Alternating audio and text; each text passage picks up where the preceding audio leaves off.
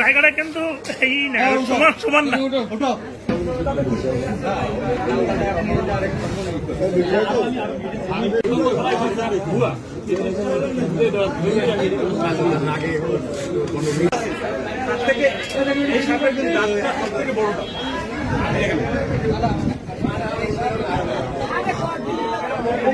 চোয়ালটা বড়, অনেক চোয়াল বড়, এই কারণে আসলে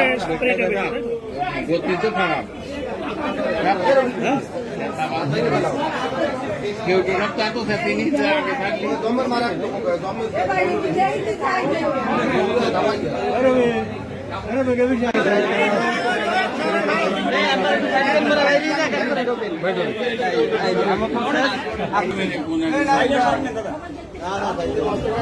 আগে ছাড়েন না।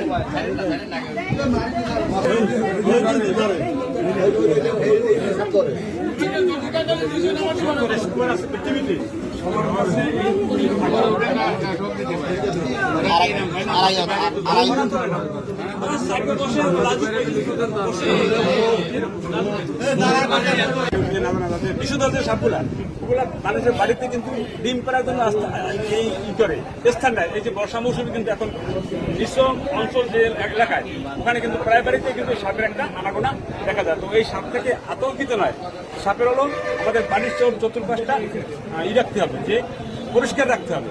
আর ওখানে যদি ঝোপঝাপ থাকে বা থাকে তা ইঁদুর বা ব্যাঙ আসতে পারে, এই জন্য সাপ ওখানে যায়। সাপ কিন্তু স্বাভাবিক বাড়িতে কখনো আসে না।